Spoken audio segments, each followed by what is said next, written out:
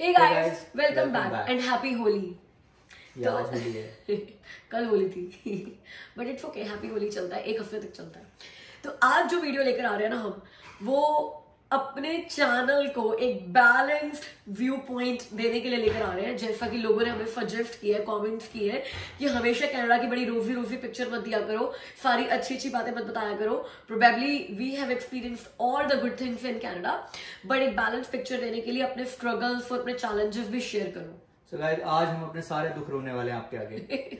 हाँ, दुख मतलब जब हम कनाडा में एज न्यू इमिग्रेंट्स लैंड हुए थे आज से 3.5-4 साल पहले, तो क्या स्ट्रगल्स, क्या चैलेंजेस हमने फेस किए थे और उनके साथ कैसे डील किया था। लेकिन अगर आपका मोटिवेशन छोटा है और ये चैलेंजेस बहुत बड़े हैं, then Canada might not be for you. So guys, we can simply say that we were prepared to face these challenges and we are making you prepared to face these challenges. Yeah.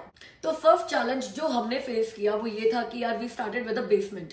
क्यों basement start किया? Because जब तक हमें था कि यार settle feel नहीं करते, दोनों को जॉब नहीं मिल जाती है, तब तक अपने लिविंग एक्सपेंसेस मिनिमम रखेंगे। और मिनिमम एक्सपेंसेस रखने के चक्कर में चीपेस्ट ऑप्शन लेना था रेंट के लिए, and that was the basement. और ऐसा ही बहुत सारे immigrants, most of the immigrants सोचते हैं कि वो बेसमेंट से स्टार्ट करते हैं अपने रेंट्स बचाने के लिए। लेकिन what we felt about living in the basement is कि कई बार पता ही नहीं चलता कि बाहर दिन है कि रात है, स्नो हो रही है कि रेन हो रहा है, तो ये थोड़ा डिप्रेसिंग हो जाता है। दूसरा, ऊपर से शोर बहुत आता है क्योंकि आप किसी के बेसमेंट में रह रहे हो और वो आपके ऊपर वाले फ्लोर पर चल रहे हैं और फ्लोर वुडन है, तो जब कोई ऊपर चलता भी है ना, तब भी आपको नीचे लगता है कि अभी धम धम धम की आवाज आ रही है, which is not very pleasant. और तीसरा, जब आप भी बेसमेंट बैठकर अगर बात कर रहे हो ना, मेरी आवाज तो वैसे बड़ी लाउड है, तो ऊपर रहने वाले लोग बड़ी क्लियरली सारी बातें सुन सकते हैं अगर आपकी बेसमेंट बहुत अच्छी साउंड प्रूफ नहीं है तो, जो कि आई गेस हमारी नहीं थी। Right. एक और चीज जो हमने फेस करी थी, एक और प्रॉब्लम जो फेस करी थी, वो थी कि इंटरनेट और मोबाइल के कनेक्शंस वो बहुत वीक रहते हैं बेसमेंट में। हाँ, मोस्टली जब फोन आते थे ना, तो वो सीढ़ियां चढ़ के ऊपर भागना पड़ता था। और क्लियर मतलब मोस्टली जब इंटरनेट कॉलिंग हो रही है तो आपकी इतनी क्लियर आवाज बेसमेंट में नहीं आती है, तो ऊपर जाकर बात करनी पड़ती थी। और ऊपर जब बहुत ठंड होती थी तो सीढ़ियों में अटक कर बात करनी पड़ती थी। Though we lived for 8-9 months in the basement, but internet की प्रॉब्लम आई, फोन की प्रॉब्लम आई, साउंड की प्रॉब्लम आई। कई बार बेसमेंट थोड़ी डिप्रेसिंग और अंधेरी अंधेरी हो जाती है। तो इसका एक ही सॉल्यूशन है कि या तो आप आकर कोई कॉन्डो रेंट कर लो, महंगा पड़ता है कॉन्डो बेसमेंट से, बट इतना डिप्रेसिंग नहीं होता है, छोटा जरूर होता है।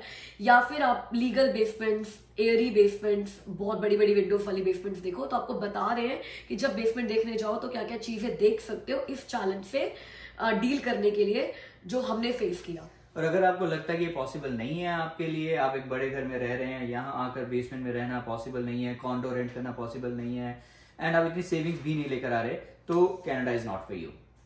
सेकेंड स्ट्रगल मैं अपने एक्सपीरियंस से बताता हूँ। यहाँ पर आते ही डेफिनेटली हमारा प्लान था कि जितनी जल्दी से जल्दी जॉब मिल जाए उतना अच्छा है। तो शिल्पा को तो फर्स्ट मंथ में जॉब मिल गई। अब जब मैं जॉब लेने के लिए मार्केट में मैंने जंप किया, तो अपनी पिछली कंपनी में दुबई में I was group HR manager.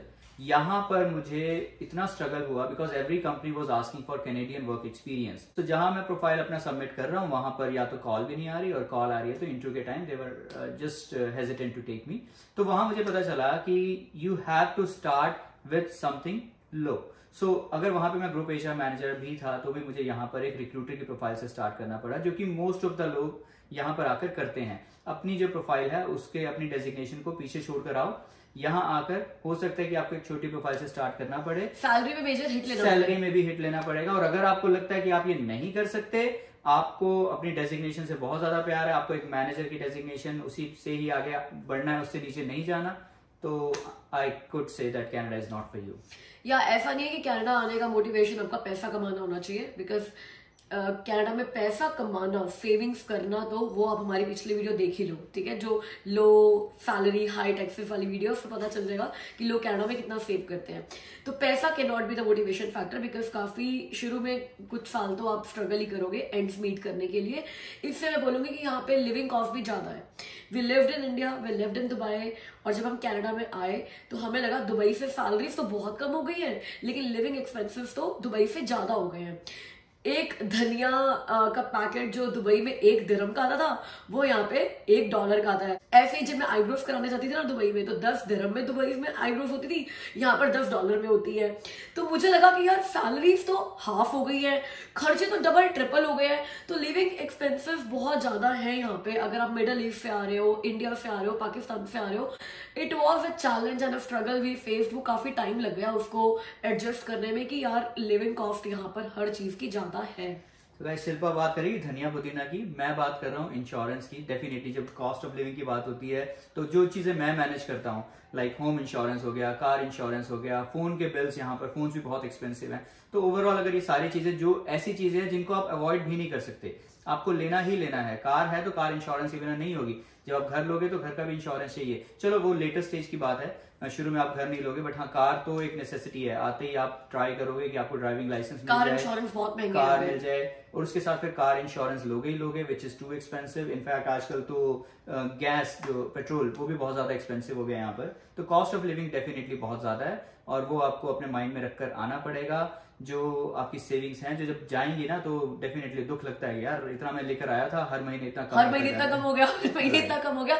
तो यस, अगर आप वो हैं जो सोच रहे हैं कि यार कनाडा में जाते ही ना बेयर मिनिमम सर्वाइवल वाली जॉब कर ही लेंगे, इतना सेविंग्स लेकर आने की जरूरत नहीं है, या इतनी सेविंग्स अगर आप नहीं लेकर आ रहे या आपके पास काफी सेविंग्स नहीं है कनाडा में 4-6 महीने सर्वाइव करने के लिए, then also Canada might not be for you, because Canada expensive है, लिविंग कॉस्ट ज्यादा है, salaries might be equal of what you are making currently in your country और इन मिडल ईस्ट, बिकॉज मेरे मिडल ईस्ट सब्सक्राइबर्स बहुत ज्यादा है। Middle east से आप शायद कम ही कमाओगे यहाँ पे, लेकिन लिविंग एक्सपेंसिव इन सब जगहों से, आपकी होम कंट्री से, मिडल ईस्ट से, दुबई से काफी ज्यादा है। If you do not have substantial savings या फिर सैलरी में हिट नहीं लेना है, तो मैं बता रही हूँ कि या अब जैसे मैंडेटरी एक्सपेंसेस की बात हो रही है, तो एक और जो मैंडेटरी एक्सपेंस है अगर आप किड्स के साथ आ रहे हो, वो है डे केयर का। राइट, डे केयर यहाँ पे एजुकेशन फ्री है, बट डे केयर फ्री नहीं है, और उनकी फी भी कोई कम नहीं होती है, like around $1,000 to $1,200 per month ये आप पे करते हो। कहीं भी आप रह रहे हो $1,000 to $1,200 आप डे केयर के पे करोगे। ये बहुत से लोग कमेंट्स करते हैं कि यार जब हस्बैंड और वाइफ दोनों वर्किंग होते हैं तो बच्चों को कैसे आप कहाँ छोड़ते हो, कैसे बच्चों की केयर होती है। तो भाई इसका एक ही सोल्यूशन है, अगर आपके पेरेंट्स आपके साथ नहीं रह रहे हैं तो आपको बच्चे को डे केयर में ही डालना पड़ेगा, अगर दोनों हस्बैंड और वाइफ वर्किंग है तो। और डे केयर एक्सपेंसिव है, और डे केयर की फीस भी है, वो स्कूल्स की तरह फ्री नहीं है। जब हम यहाँ आ रहे थे ना, तो पहले हमने भी यही सोचा था कि यार जब दोनों की जॉब लग जाएगी, दोनों की सैलरीज आ रही होंगी, तो डे केयर में डाल देंगे, क्या फर्क पड़ता है। बट ऐसा नहीं है। शिल्पा की जॉब लगी, मैं जॉब ढूंढ रहा हूँ, अब मुझे अगर इंटरव्यूज के लिए जाना है तो भी तो मुझे कहीं ना कहीं अरेंजमेंट करना है ना, तो इसीलिए डे केयर बहुत जरूरी हो जाते हैं। आते ही आपको ये अरेंजमेंट करना पड़ेगा कि आपके जो किड्स हैं वो जब आपको इंटरव्यूज के लिए जाना है, जब आपकी जॉब स्टार्ट होगी, तो कहाँ जाएंगे। तो आप ये भी कैलकुलेट करके आइए कि आपका फैमिली का कॉम्पोजिशन कितना है, how many kids you have, आपकी यहाँ पर एवरेज सैलरी कितनी लगेगी। तो दोनों को जॉब करनी चाहिए कि एक को जॉब करनी चाहिए, और अगर दोनों जॉब करेंगे तो बच्चे का डे केयर में आप कितना पे करोगे, और कैसे उनको डे केयर छोड़ने जाओगे, और कैसे उनको डे केयर लेने जाओगे शाम को, क्योंकि यहाँ पे डे केयर का मैक्सिमम टाइम जो है वो शाम को 6 बजे तक है। तो बच्चे का टाइम देखो कितना लंबा हो गया। राइट। अब शिल्पा बोल रही थी कि यार ये आप डिसाइड करो कि एक जॉब करेगा या 2 जॉब करेंगे। अगर 2 जॉब नहीं करेंगे तो ये भी आपको बताया था, जैसे हमने बताया कि कॉस्ट ऑफ लिविंग बहुत ज्यादा है, तो सर्वाइवल करना थोड़ा मुश्किल हो जाता है। लाइक सर्वाइव डेफिनेटली आप सर्वाइव तो चलो फिर भी कर लोगे, but you won't be able to enjoy Canada. फिर आपको कनाडा अच्छा लगेगा ही नहीं, आपका मन करेगा यार कनाडा बेकार कंट्री है, छोड़ो और वापस जाओ। यार तो कोई भी जगह ना तभी आपको अच्छी लगती है जब आप वहां पे वेल सेटल्ड होते हो, अच्छा कमा रहे होते हो, पैसे की कोई दिक्कत नहीं होती।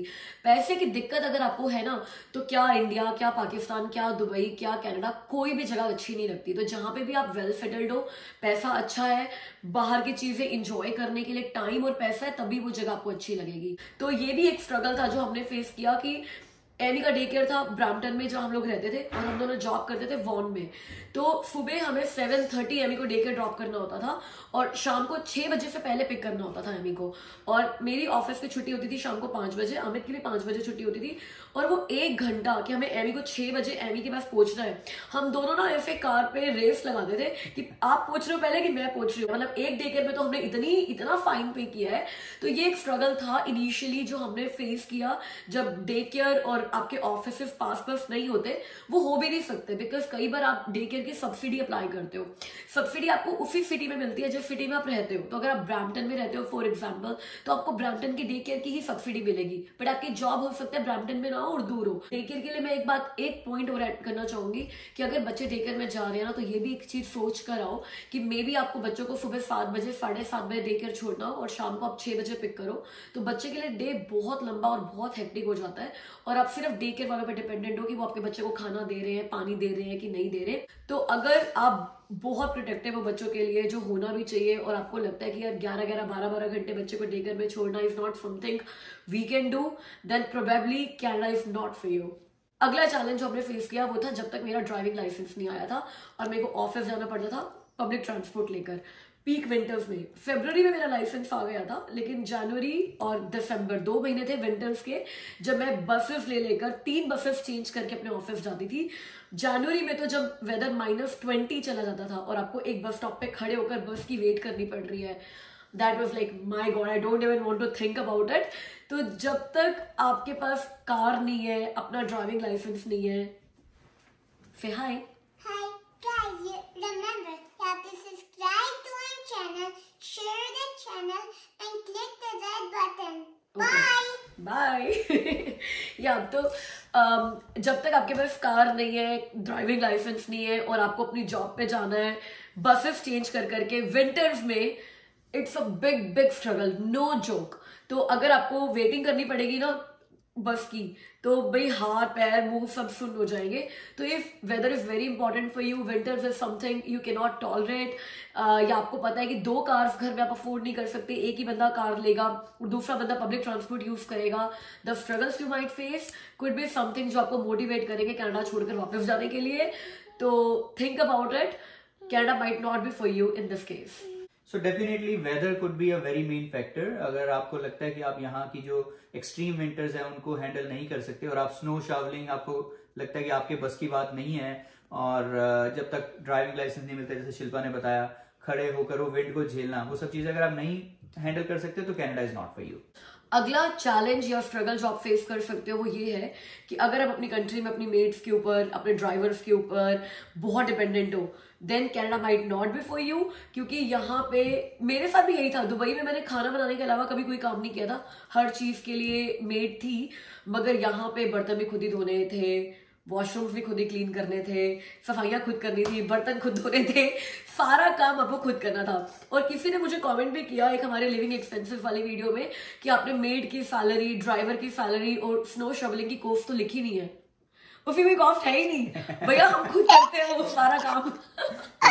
अगर आप शुरू से ही ना अपने हस्बैंड पे डिपेंडेंट हो तो this is the right country for you.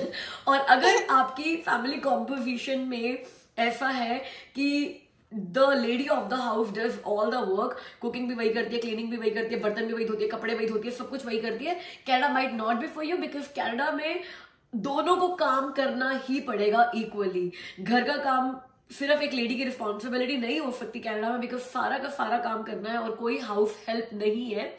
You can have a house help, मगर वो भी उतना ही कमाते हैं जितना आप कमाते हो। तो मेरे लिए मैं ये सोचती हूँ कि यार किसी हाउस हेल्प को बुलाकर मैं $30 एन आवर दूं अपने हाउस को क्लीन कराने की और 4 घंटे का उसको $120 पे कर दूं। मैं 4 घंटे खुद लगा के वीकेंड पे सफाई कर लेती हूँ और $120 का मैं जाके शॉपिंग कराती हूँ, वो मुझे ज्यादा लुक्रेटिव लगता है। तो यस, अगर आप मेड्स के ऊपर बहुत डिपेंडेंट हो और ये सारा घर का काम करने की आदत नहीं है या आदत नहीं डाल सकते हो, then Canada might not be for you. तो गाइस चलो, हाउस हेल्प की बात हो रही है तो हाउसिंग मार्केट की भी बात कर लेते हैं। इसके ऊपर बहुत सारे कमेंट्स भी आपने हमें किए हैं। तो डेफिनेटली हाउसिंग मार्केट कनाडा की, स्पेशली GTA की हाउसिंग मार्केट क्रेजी है, क्रेजी। मतलब जब हम यहाँ आए थे 6 महीने हमने बहुत स्ट्रगल किया था। जब हमें अपना घर लेना था 6 महीने तक हम बिडिंग वॉर में फंसे हुए थे। घर पसंद आते थे, उन पे ऑफर डालते थे, उससे ज्यादा का ऑफर किसी और ने डाल दिया तो घर चला गया। उस 6 महीने में जो हमने डिफरेंस देखा था कि घरों के रेट कहां से कहां पहुंच गए थे, आज उतने रेट तो एक हफ्ते में बढ़ जाते हैं। तो GTA की मार्केट बहुत क्रेजी है, बहुत एक्सपेंसिव है। अगर आप सोचते हो कि आपने GTA में ही रहना है, आपने ओंटारियो में ही रहना है और किसी प्रोविंस में सेटल होने के बारे में आप नहीं सोच रहे हो, तो घर अफोर्ड करना GTA में is quite next to impossible. तो either you plan to settle in other provinces अगर आपको इतना महंगे घर नहीं लेने हैं तो, या आप इतने महंगे घर खरीदने की डाउन पेमेंट लेकर आओ, या यहाँ पर आकर सिर्फ फ्रस्ट्रेट ही हो गए यार कि घर मिलता ही नहीं है, घर महंगा है. न्यू इमिग्रेंट्स इस वक्त हाउसिंग मार्केट में एंटर करें, ये थोड़ा मुश्किल ही लगता है. Then Canada might not be for you. तो नेक्स्ट चैलेंज जो हम इस लिस्ट में ऐड करना चाहते हैं वो है हेल्थ केयर का. लकीली अभी तक हमने कोई हेल्थ केयर में ऐसा चैलेंज फेस नहीं किया है. हॉस्पिटल वैसे तो मैं रोज ही जाती हूँ, मेरी जॉब ही हॉस्पिटल में है, लेकिन इस तरीके से नहीं गई हो कि यार वहां पे कोई मेरे को अटेंड नहीं कर रहा है. लेकिन जो हमने सुना है वो हम इसमें ऐड जरूर करना चाहेंगे. मैं ये नहीं कहूंगी कि हेल्थ केयर सिस्टम यहाँ का बुरा है, बुरा नहीं है, ओवरबर्डन्ड है. जिस तरीके से इमिग्रेंट्स हर साल कनाडा में आ रहे हैं और कनाडा की पॉपुलेशन जिस हिसाब से जिस प्रपोर्शन में ग्रो कर रही है, उस प्रपोर्शन में कनाडा के हेल्थ केयर इंफ्रास्ट्रक्चर में जो लोग हैं वो ग्रो नहीं कर रहे. उतने नंबर ऑफ डॉक्टर्स ऐड नहीं हो रहे हैं, उतनी नंबर ऑफ नर्सेज ऐड नहीं हो रही है. आस्क मी, हमारे पास हॉस्पिटल में RNs की जो रजिस्टर्ड नर्सेज होती हैं उनकी कितनी ज्यादा रिक्वायरमेंट्स है.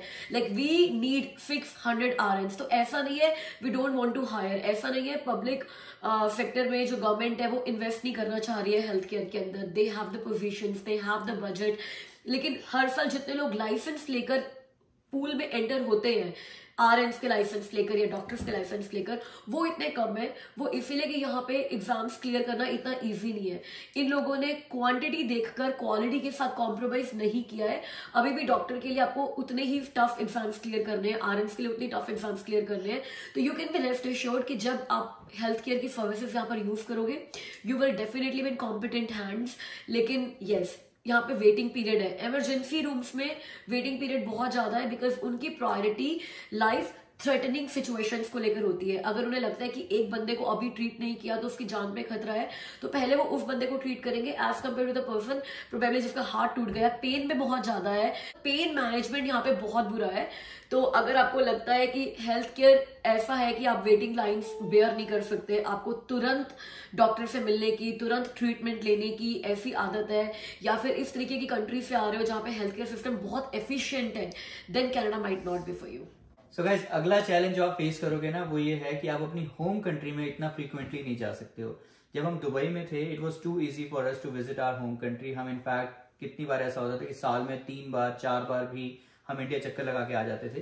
कनाडा आने के बाद हम 3 साल बाद इंडिया गए थे. दो आई अंडरस्टैंड कि बीच में कोविड आ गया था, उसकी वजह से भी सारे डिलेज हुए थे, बट देन स्टिल अगर आप ये सोचो कि आप हर साल अपनी कंट्री में जा सकते हो, तो with a family of 3 expenses are too high. आपको जो फ्लाइट्स लेनी है और जो चीजें फॉर्मेलिटीज होती हैं, वहां जाना आना, एंड यहाँ पर जो लीव मिलती है आपको ऑफिस वगैरह से, नॉर्मली 2 वीक्स या 3 वीक्स की वेकेशन आपकी जो होती है, तो that also plays an important role. आपको कई बार अपनी सैलरी में हिट लेकर वहां जाना पड़ता है. So again I would say कि अगर आप अपनी फैमिली से बहुत क्लोज रहना चाहते हैं, आपकी फैमिली आपकी कंट्री में जहां पर भी है और आप चाहते हो कि आप उनसे रेगुलरली मिलते रहो वहां जाकर, तो it could be a very big challenge for you and maybe Canada is not for you. तो ये एक चैलेंज हमने फेस किया था. पहले तो हम ना अपने घर में यही बोलते रहे सबको कि कोविड की वजह से नहीं आ रहे, तो जैसे ही फ्लाइट्स खुलेंगी आएंगे आएंगे आएंगे, तो उनको ये लगा कि चलो इस बार तो 3 साल हो गए, अगली बार तो जो है हर साल आ जाएंगे. बट जितना जाकर आकर खर्चा हुआ ना, देन वी रियलाइज कि यार इतना इजी नहीं है. दुबई से तो क्या मूड बनाया, अगले हफ्ते की फ्लाइट पकड़ ली और निकल गए. तो ये तो एक चैलेंज है जो हम अभी भी फेस कर रहे हैं कि we might not go to India every year given the office की situation, ticket and all of that. तो या ये तो है. तो जो लोग ये लिखते हैं ना कि आपकी कोई सोशल लाइफ नहीं है, आप अपनी फैमिली से नहीं मिलते हो, आप फैमिली से दूर हो जाते हो, तो दूर तो मुझे नहीं पता. ये this is individual experience, person to person depend करता है. बिकॉज आजकल तो लोग रोज ही वीडियो कॉल कर लेते हैं. जब मैं इंडिया से वापस आ रही थी ना कनाडा, तो मेरी मम्मी ने बोला चल अब जा, एटलीस्ट वीडियो कॉल पे तो ढंग से बात हो जाएगी. बिकॉज इंडिया में जितना टाइम रुकी, मैं पापा मम्मी से ढंग से बात ही नहीं कर पाई. उल्टा यहाँ पे वीडियो कॉल पे ज्यादा अच्छी बात हो जाती है. लेकिन सोशल सर्कल की जब बात है, it all depends upon you. यहाँ पर भी आपको अपनी कम्युनिटीज मिल जाती हैं. तो सोशल सर्कल को लेकर या लोनलीनेस ऐसा कुछ हमने फेस नहीं किया. That is not the challenge we faced. लेकिन या होम कंट्री वाला तो एक चैलेंज है. इसके अलावा हाई टैक्सेस. जब आप दुबई से आते हो तो आप मतलब आपके पास आदत होती है कि जितना पैकेज आपको बताया गया है ना, ऑफर लेटर में जितना लिखा हुआ है, उतना हर महीने बैंक अकाउंट में आ जाता है. चाहे जो भी डिडक्शंस हैं उनके रीजंस हैं, EI है, CPP है, pension plan, insurance, employment insurance, जो हम अपनी वीडियो में डिस्कस कर भी चुके हैं पिछली वीडियोस में, फिर भी कैश इन हैंड जो at the end of the month आपके हाथ में आता है as compare to your package, खर्चा तो उसी से चलाना ना, आज तो उसी से ही चलाना है, वो बहुत कम है, टैक्सेस क्योंकि बहुत हाई है। राइट, सो गाइस ये थे हमारे रीजंस। अब आप मुझे बताओ इनमें से कौन से ऐसे टॉप 5 रीजंस आपको लगता है जिनकी वजह से आप कनाडा कंसीडर नहीं करोगे, या कौन से रीजन हो सकते हैं कि आप कनाडा आना नहीं चाहते, और कौन से ऐसे चैलेंजेस हैं जो आपको लगता है कि यार इट्स ओके, जो बेनिफिट है कनाडा का आने का वो बहुत बड़ा है as compare to this challenges जो हमें लगा। तो बेनिफिट की बात करते हैं। We decided to move to Canada and stay in Canada. उसका रीजन ये था कैनेडियन सिटीजनशिप। यस, दुबई से हमें पता था कि यार ये चैलेंजेस हमने फेस करने ही करने, वेदर के बारे में हमें पता था, टैक्सेस के बारे में हमें पता था, फ्लाइट्स महंगी है, इंडिया बार बार नहीं जा पाएंगे, हमें पता था। मतलब most of the challenges were like that कि we knew about it and we were prepared about it. इसीलिए ये वीडियो बना रहे हैं ताकि आप भी जानो और आप भी प्रिपेयर करो इन सब के लिए। लेकिन जो कैनेडियन सिटीजनशिप है ना, जो 3 साल में यहाँ रहकर आप कैनेडियन सिटीजनशिप के लिए एलिजिबल हो जाते हो, हम भी कैनेडियन सिटीजनशिप के लिए एलिजिबल जून में, लास्ट जून में ही हो गए थे, अप्लाई नहीं करी अभी तक, वो अलग बात है, आपके साथ करेंगे। और जब कैनेडियन पासपोर्ट आपके हाथ में आता है, उसके जितने बेनिफिट्स हैं, the benefits of citizenship, the benefits of passport, Canadian passport, ये किसी और वीडियो का टॉपिक है, बट ये हमारे लिए एक बिगर मोटिवेशन फैक्टर था जिसकी वजह से we dealt with all these challenges and we love Canada. Right, हम यहाँ सिर्फ स्नो उठाने नहीं आए थे। तो गाइस आज की वीडियो के लिए इतना ही। कमेंट्स करके हमें जरूर बताइए कि कौन सा, हो सकता है कुछ चैलेंजेस आपने फेस किए हो और हमने नहीं किए हो, तो कौन सा चैलेंजेस है अगर आप कनाडा में हो तो आपने फेस किए, और कौन से ऐसे चैलेंजेस है जिनके साथ आप डील कर सकते हो, और कौन से ऐसे चैलेंजेस है जो आपके लिए डील ब्रेकर है। तो अब आपसे मिलते हैं अगली वीडियो में, तब तक के लिए अपना ध्यान रखिए, बाय बाय।